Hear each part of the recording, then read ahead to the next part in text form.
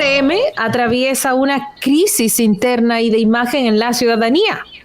Pero también el presidente Luis Abinader, que anuncia una alocución mañana a toda la nación, y se abre otro frente, además, el de los senadores, que han quedado expuestos con el manejo del barrilito, del cofrecito, o como se llame ese privilegio. Vamos a hablar de estas vertientes con el analista político Francisco Tavares, quien lidera la plataforma virtual El Demócrata RD. Francisco, nuevamente, qué gusto recibirte aquí en Esto No Tiene Nombre. Un honor para mí, Miralba, Roberto y a todo el gran equipo que, bueno, hace historia cada día, poniéndole nombre a lo que no tiene. Amén. Mire, por cierto, felicitarlo. Mire, tiene un reconocimiento allá atrás que lo está dejando ver así como que no quiere las cosas. Una cosita, un detallito. Cariñito de YouTube. Cariñito de YouTube. Así es, gracias, Roberto. Bueno, felicidades, felicidades. Gracias, de verdad, un honor.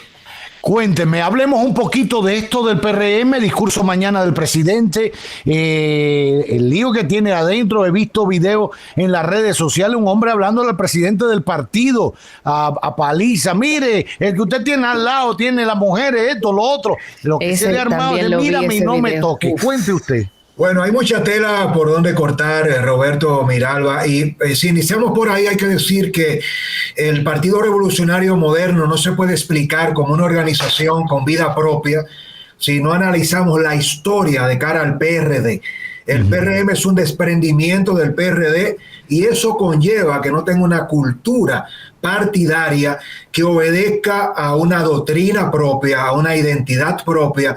Arrastra el PRM esa filosofía, lamentablemente hay que decirlo de manera crítica y objetiva, del caos. El PRM-PRD es una organización política que a lo largo de la historia se ha preparado para estar fuera del poder. Una vez llega, no lo digo yo, lo dicen los hechos, históricamente es una división por antonomasia. Y en gran medida, lamentablemente, estamos apostando por el bien del país, Roberto, Miralba y toda la audiencia que conecta en este momento, a que esta sea la diferencia. Mire, golpe de Estado al profesor Juan Bosch, fundador en el año de 1939 del PRD. El profesor Bosch nunca le pudo decir al país y al mundo que fue dentro de su propio partido, que cuando él habló, el primer presidente y líder que habla de borrón y cuenta nueva es Bosch, porque sabía que habría que abrir una transición, pero dijo el borrón para el pasado, pero ahora no hay corrupción. ¿Y qué tuvo que hacer Bosch en el PRD? Entregar el poder, un golpe de Estado sin oposición, y la historia está allí. Precisamente, oye, Francisco Alberto Camaño se fue a las escarpadas montañas de Quisqueya la Bella y murió traicionado porque ni siquiera el propio Bosch quería volver al poder, porque sabía que el Partido Revolucionario Dominicano no le veía sentido al poder sin corrupción.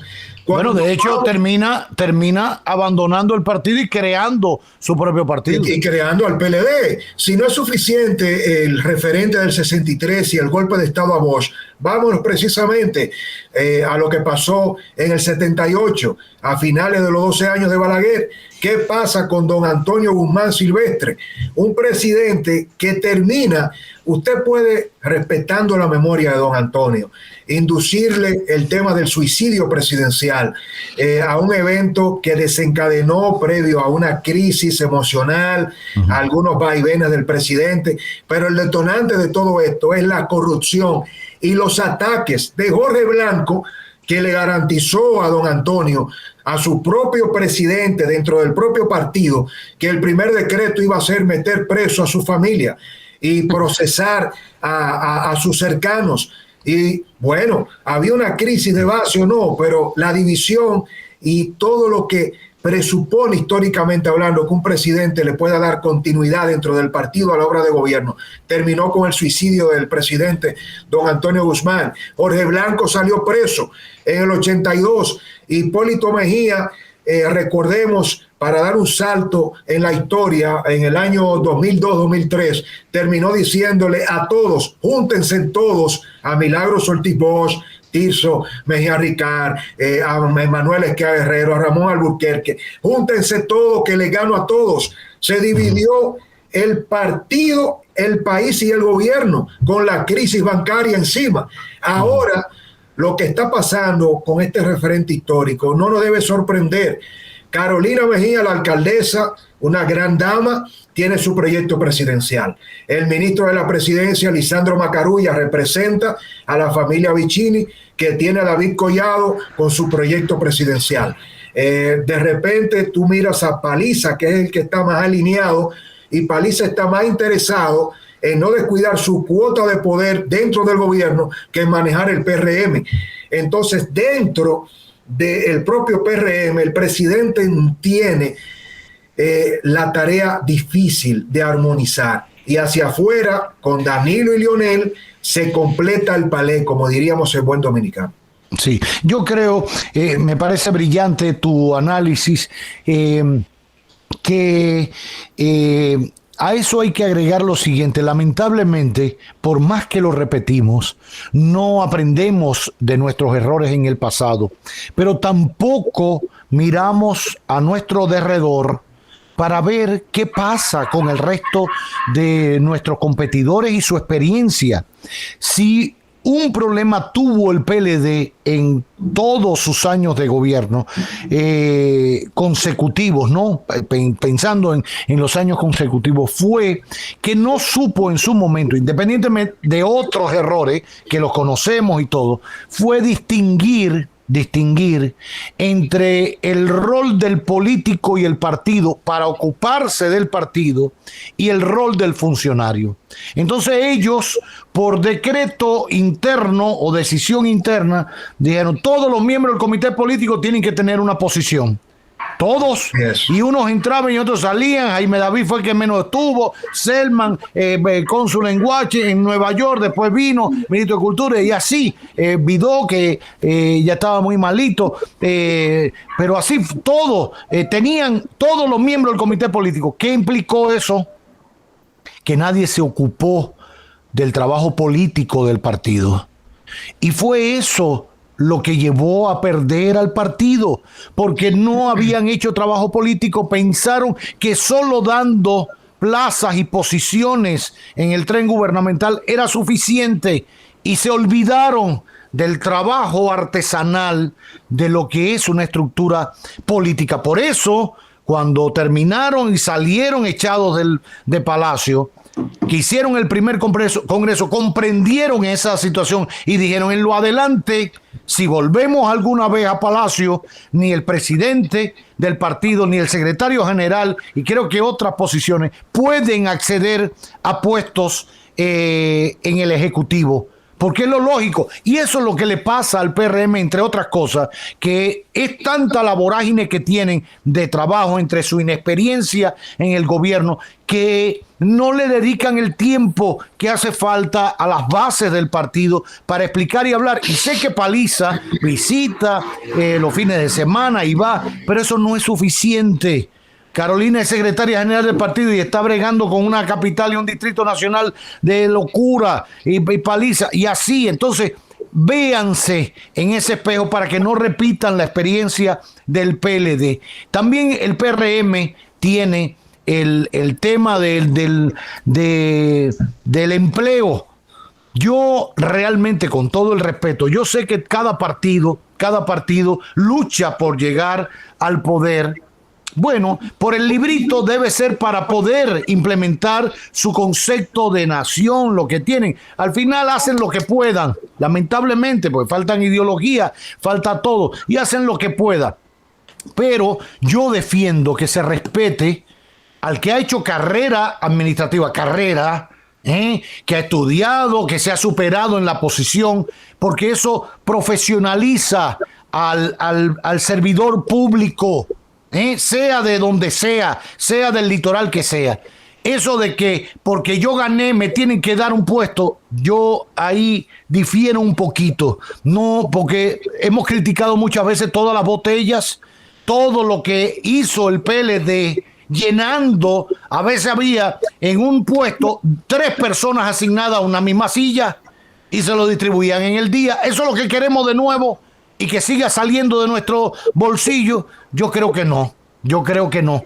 Entonces es una situación complicada que tiene el PRM. Y yo espero que de alguna manera el presidente mañana hable de eso, o quizás no, porque son temas políticos que él se lo deja a otro, pero sí el tema de la reforma fiscal que está ante una realidad bien complicada. No sé qué tú piensas.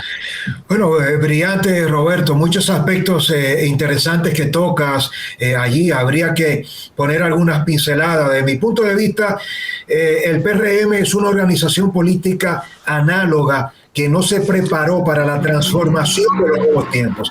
Es una distorsión. Es un presidente que llega con una sociedad que le cierra el paso a un modelo de corrupción instaurado durante 20 años por el Partido de la Liberación Dominicana. Y un chigma. Así es, pero la sociedad, entonces tú puedes decir, Luis Abinader es el presidente que conquista el voto o es el presidente que representa la única salida para sacar del poder al Partido de la Liberación Dominicana.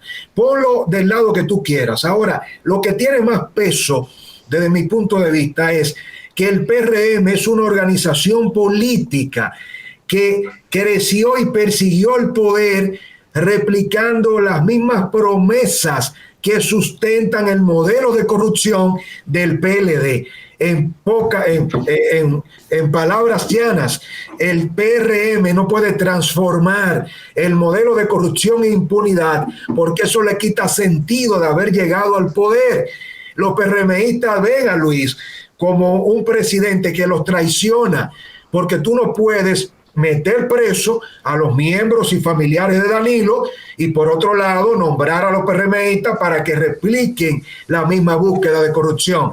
Sin corrupción, sin búsqueda, sin nominillas, sin clientelismo, el PRM no le ve sentido al gobierno. Entonces, ¿cómo un presidente está atrapado precisamente en una lógica donde su organización le pide puestos de trabajo, pero lo que yo he denominado, Roberto y Miralba, el nepotismo cruzado? ¿Ustedes saben lo que están haciendo los funcionarios del PP? El nepotismo cruzado. El nepotismo cruzado. Mira, yo tengo una cuota ahora mismo aquí en agricultura de 50 puestos, pero no puedo nombrar ni a mi querida, ni a mi esposa, ni a mi padre, ni a los sobrinos, ni a pariente y pariente. Nómbrame estos 50 familiares en tu institución y mándame tus 50 para la mía. Para acá. Para acá. Entonces no es nepotismo, porque yo no lo estoy nombrando en mi institución, sí es nepotismo. Y lo mismo están haciendo con las compras y las contrataciones. Mándame tus proveedores privilegiados y yo le compro a ellos 2.000 millones y cómprame 2.000 millones a los míos. Y al final el PRM está preso de la lógica de corrupción del sistema. ¿Qué ha pasado con la reforma fiscal? Y aquí voy a dar algunos elementos, si quieren, primicia.